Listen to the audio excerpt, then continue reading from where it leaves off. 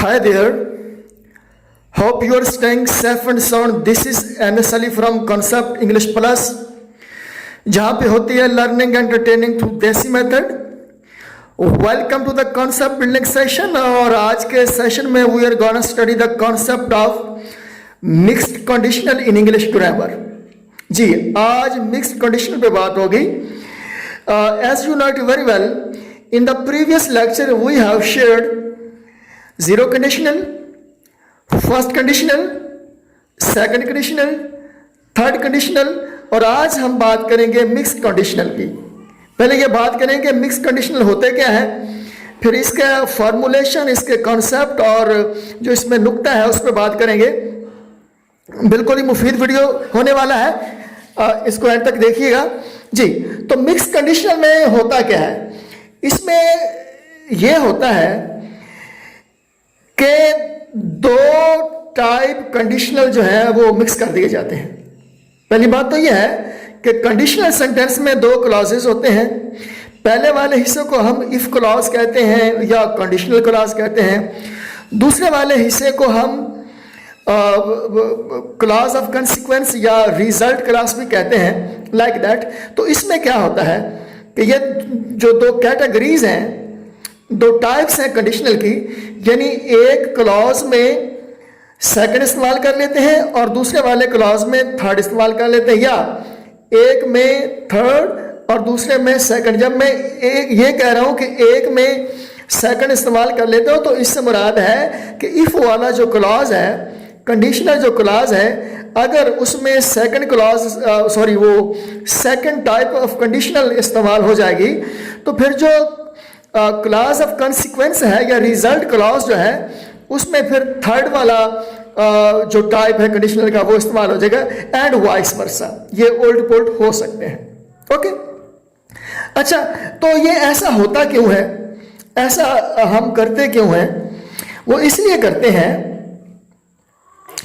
कि जो इसमें टाइम रिफर किया जाता है, the time referring two is different, कि जिस टाइम को रिफर किया जाता है वो डिफरेंट होता है. ओके, तो अब सेकंड क्लॉज और थर्ड क्लॉज माजरत उसकी फॉर्मुलेशन देख लेते हैं. ये आप लोगों को पहले पता है, वी हैव शेयर्ड ऑलरेडी, कि जो फॉर्मुलेशन है सेकंड कंडीशनल सेंटेंस की, जो स्ट्रक्चर और जो फॉर्म है वो कुछ यूं बनता है कि if plus past simple, if के बाद क्या आएगा, पास्ट सिंपल आएगा, और दूसरे वाले क्लॉज में यानी रिजल्ट क्लॉज में क्या आएगा, वुड आएगा. ये स्ट्रक्चर है सेकंड कंडीशनल का.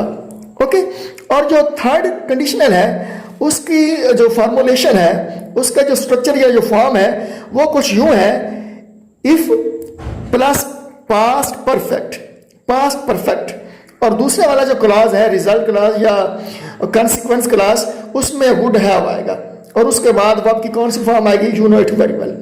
ओके, तो जो सेकंड क्लॉज कंडीशनल है, इसमें जो नुक्ता है, जो कॉन्सेप्ट है, वो कुछ यूं बनता है कि ये दो चीजों को एक्सप्रेस करता है. कॉन्सेप्ट और नुक्ता इसमें क्या है कि दो चीजों को एक्सप्रेस करता है. Number one, low probability of future और प्रेजेंट सिचुएशन. फ्यूचर या प्रेजेंट सिचुएशन की जो एक्शन की प्रोबेबिलिटी होती है इफ क्लॉज में, उसको शो करता है. क्योंकि when we talk about the probability, it means the probability of the action in the if clause और in the conditional clause. Okay, तो पहली बात, लो प्रोबेबिलिटी को शो करता है कौन, second conditional sentence. Number one, low probability of future और present situation. और नंबर दो, ये किस चीज को शो करता है, जीरो प्रोबेबिलिटी या हाइपोथेसिस.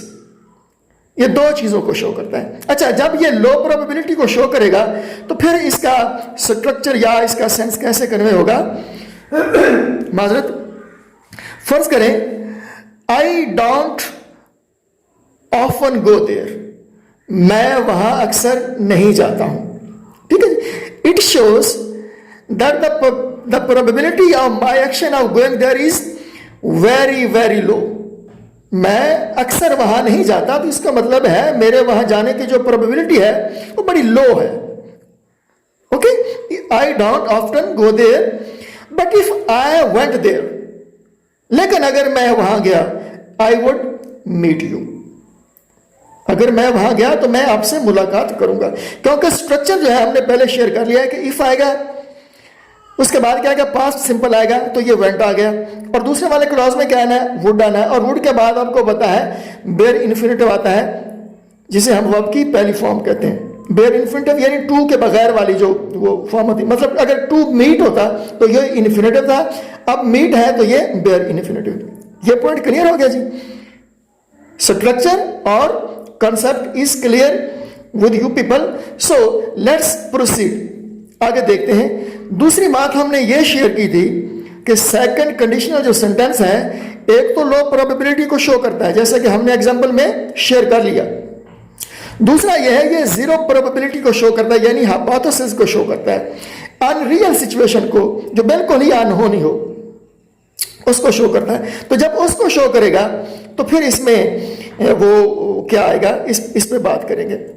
ओके, तो इसमें फिर क्या आ सकता है, तो ये पहले वाला जो क्लास है उसमें सिंपल पास्ट आता है, ये बात पहले हमने शेयर कर ली। सिंपल पास्ट क्या है, ये वर्ब की जो सेकंड वाला फॉर्म है, जिसे पास्ट इंडेफिनिट हम कहते हैं, past indefinite plus was verb वाला जो स्ट्रक्चर है वो सिंपल पास्ट में इंक्लूडेड है। सिंपल पास्ट क्या है, पास्ट इंडेफिनिट प्लस ये वो वर्ब की सेकंड फॉर्म जो वाज वर्ब के तौर पे इस्तेमाल होती है। Okay, let's share the concept. फर्ज करें कि ये, बल्कि फर्ज नहीं करना, ये बिल्कुल ऐसे है कि ये कंप्लीटली अनरियल और हाइपोथेटिकल सिचुएशन को एक्सप्रेस करता है।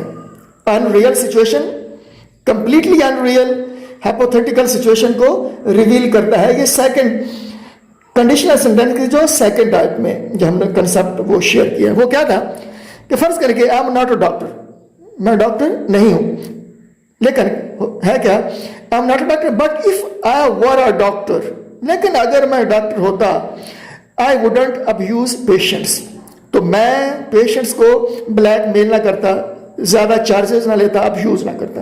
Are you picking the point? तो ये बिल्कुल ही हाइपोथेटिकल सिचुएशन है, कंप्लीटली अनरियल है, मैं डॉक्टर नहीं हूं, मैं डॉक्टर नहीं हो सकता। तो इस वाले कंसेप्ट को कन्वे करने के लिए सिंपल पास्ट के तौर पे क्या इस्तेमाल हुआ है, वर्ब।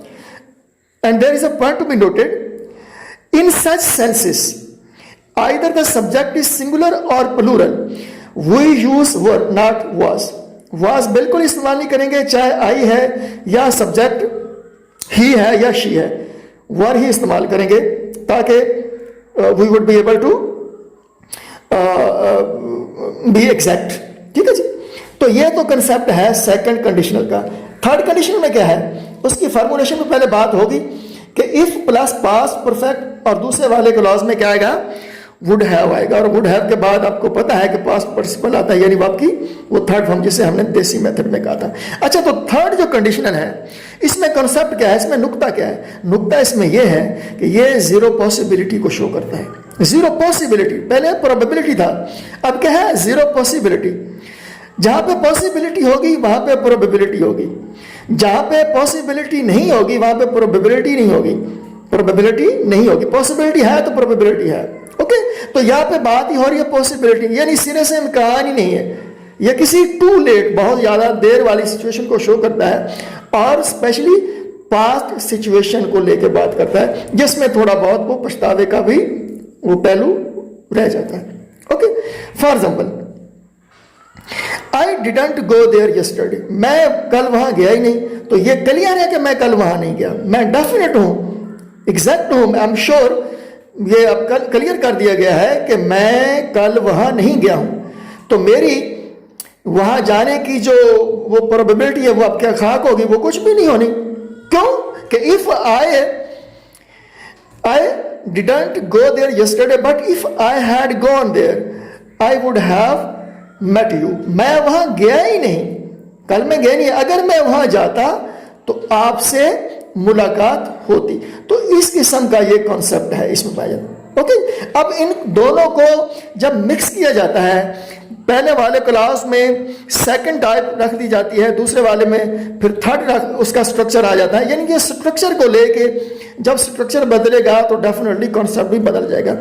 अब जो सेकंड कंडीशनर है उसका स्ट्रक्चर तो यही बनता है ना कि इफ प्लस पास्ट सिंपल और उसके बाद वुड आएगा, वुड के बाद बी वाली फॉर्म आएगी, यानी बेयर इन्फिनिटिव आएगा या पहले वाली फॉर्म आएगी। क्लियर? लेकिन जब दूसरे वाले स्ट्रक्चर में थर्ड टाइप आ जाएगी, पहले वाले में सेकंड का स्ट्रक्चर आ गया है और उसके बाद दूसरे का ही स्ट्रक्चर आना था, दूसरे वाले कंडीशनल का, लेकिन उसमें जब थर्ड का आ जाएगा तो स्ट्रक्चर भी बदलेगा और सेंस भी बदलेगा। ओके, फॉर एग्जांपल अब हम इसकी कुछ एग्जांपल कोड कर लेते हैं ताकि बात क्लियर हो जाए।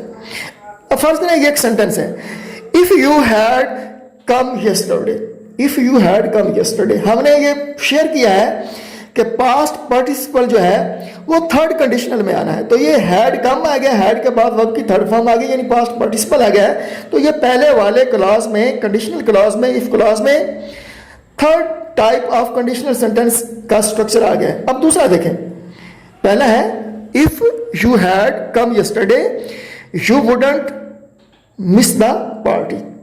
अगर आप कल आ जाते तो आप पार्टी मिस ना करते। तो वुड जो है ये स्ट्रक्चर किस वाले कंडीशनल सेंटेंस में था? जीरो वाले में तो दोनों आ गए हैं जी, सिंपल प्रेजेंट। जो पहली टाइप है उसमें प्रेजेंट और उसके बाद विल वाला स्ट्रक्चर आ रहा है, और जो दूसरे वाला कंडीशनल है उसमें क्या है कि पहले वाले हिस्से में सिंपल पास्ट है और दूसरे वाले में वुड है। तो ये वुड आ गया है जी, दूसरे वाला, दूसरे टाइप का जो कंडीशनल है ये वो वाला वुड आ गया। Are you picking the point?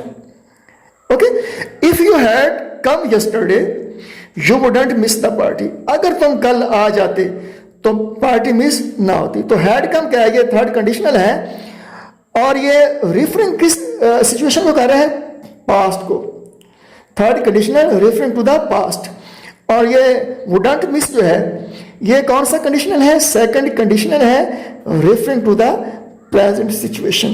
तो ये पास्ट एक्शन का प्रेजेंट जो रिजल्ट है उसको शो कर रहा है। Are you picking the point?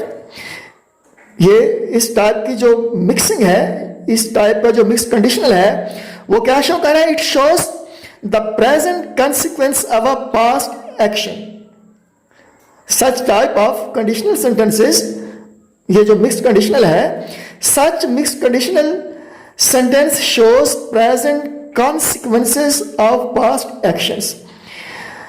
Present consequences जो है, मौजूदा जो नतायज हैं, रिजल्ट्स हैं पास्ट एक्शन के, इसको शो करता है। ये मिक्स कंडीशनल का पहला टाइप हमने इसको कर लिया। अब दूसरे वाले में देख लें, इसमें क्या हमने कहा कि पहले वाला जो इफ वाला है या कंडीशनल जो पार्ट है उसमें हमने रखा है थर्ड टाइप को।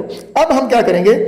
अब हम पहले वाले हिस्से में सेकंड वाला स्ट्रक्चर लेके आएंगे और दूसरे वाले क्लास में थर्ड कंडीशनल का स्ट्रक्चर लेके आएंगे और फिर देखेंगे कि ये इसके रिजल्ट क्या बराबर होते हैं। For example, if higher education weren't यानी were not, if higher education weren't expenses he would have done PhD। अगर आला तालीम महंगी ना होती तो वो PhD कर लेता। Are you picking the point? तो पहले वाले स्ट्रक्चर में क्या आ रहा है? If higher education warrant, warrant क्या है? Whether not. तो हमने ये पहले शेयर किया है कि जो है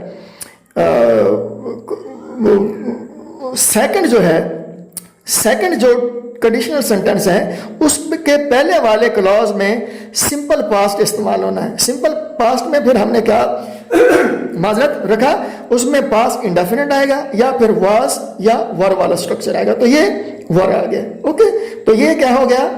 सिंपल पास्ट। तो सिंपल पास्ट वाला सेकंड कंडीशनल में आता है। ओके, तो फिर दूसरा ऐसा क्या है? He would have done PhD। तो उसने PhD कर ली होती। तो ये वुड हैव डन, तो वुड हैव के बाद वर्ब का वो थर्ड फॉर्म आना है यानी पास्ट पार्टिसिपल आना है। तो ये स्ट्रक्चर जो है वुड हैव और वर्ब की थर्ड फॉर्म वाला स्ट्रक्चर, ये थर्ड कंडीशनल टाइप का सेंटेंस है। तो दूसरे वाले हिस्से में ये आ गया है। तो अब इसको अगर पूरा कैलकुलेट कर लें, इसको समराइज कर लें, ये इसकी फाइंडिंग्स लेना चाहें, तो ये क्या, इसमें क्या पॉइंट है, तो ये एक्चुअली क्या शो करता है, इस पर बात करेंगे। ओके, तो ये past consequence of present situation को शो कर रहा है। ये वाला स्ट्रक्चर जो अब हमने मिक्स्ड कंडीशनल का जो अब वाला स्ट्रक्चर हमने शेयर किया है, ये किस चीज को शो कर रहा है? Past consequences of the present situation, present situation का पास्ट कॉन्सिक्वेंस। अब इसमें देखें, if the higher education weren't expensive, ये क्या है? अगर आला तालीम महंगी ना होती, ये क्या है? ये प्रेजेंट सिचुएशन है, यानी प्रेजेंट सिचुएशन में हायर एजुकेशन महंगी है और उसका पास्ट कॉन्सिक्वेंस क्या है? He would have done PhD. अगर ना होती, अगर आला तालीम महंगी ना होती, तो इट मीन्स कि अब जो है हायर एजुकेशन महंगी है, ठीक है जी, प्रेजेंट सिचुएशन में, और इसका पास्ट कॉन्सिक्वेंस क्या है? कि वो पीएचडी नहीं कर सका। So this was the point जी। तो it was all about the topic. फिर भी if there is any problem please free to comment us. उम्मीद है आपको हमारी एफर्ट पसंद आई होगी। पसंद आई हो तो प्लीज लाइक करें, शेयर करें, सब्सक्राइब करें। अगले ट्यूटोरियल में जल्द मिलते हैं। एक दूसरे का ख्याल रखिएगा। Thanks for watching us. Good luck. Bye.